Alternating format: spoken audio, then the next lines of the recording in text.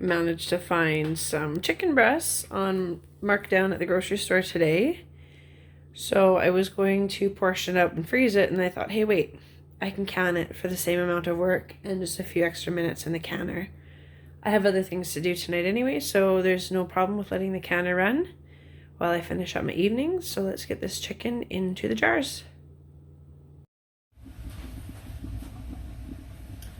So I went ahead and chopped up my chicken.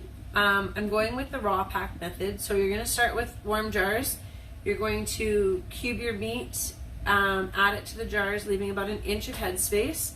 So you're going to go to the bottom lip on your threading here. And then I just added salt and pepper.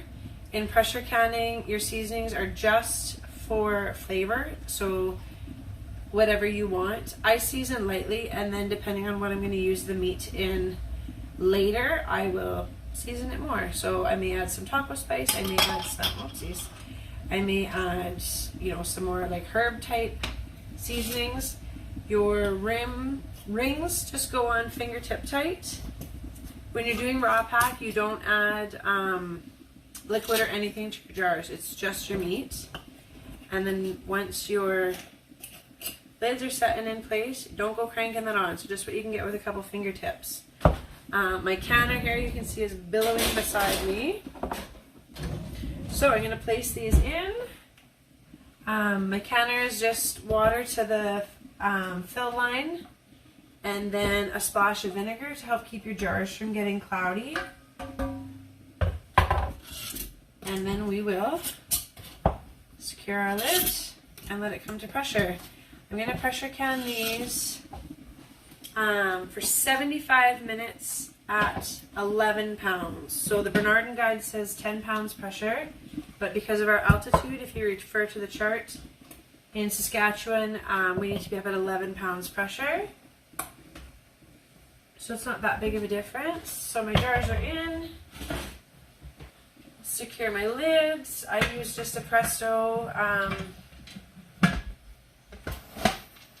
23 quart canner. So I'm just going to secure my lid. I'm waiting for my steam to come out of my valve, which will take a few minutes yet. So I am going to go and clean up my workspace.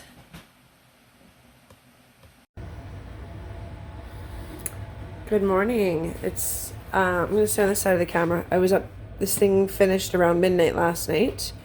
So what I do when I'm done, the number one cause of siphoning is if your temperature fluctuates too rapidly. So when I'm done, I simply just turn off the burner. I don't even open the canner. I don't do anything. I let the pressure naturally release. And now it is the next morning, so a whopping 6 hours and 20 minutes later. Let's see what's going on in here. So everything is cooled pretty well. But you can see we didn't add any liquid in the jar, and the chicken just cooks in its own juices. So what I will do is I will let these sit on the counter now for the day, kind of 12 hours or so. They've already been sitting 6, so I'll let them sit probably until about supper time. I will remove the rings, and I will take them down to the cold room for storage. These will be really handy to use for quick meal prep, for things like my family's really big into like ramen or noodle bowls lately, so we'll use them for that. We'll use them for like a chicken Caesar or a buffalo chicken wrap. We'll use them for throwing on a pasta or a casserole or anywhere else you would use chicken. The only difference is that my chicken is now already cooked, so it takes that step out. So right now it looks like all 6 have sealed, but like I said, we'll pop the rings off. You always store with your rings off, but you want to give them about 24 hours from the time that the canner is done to sit and really solidify that seal. So there you go. That is how I deal with markdown chicken and set myself up for future success.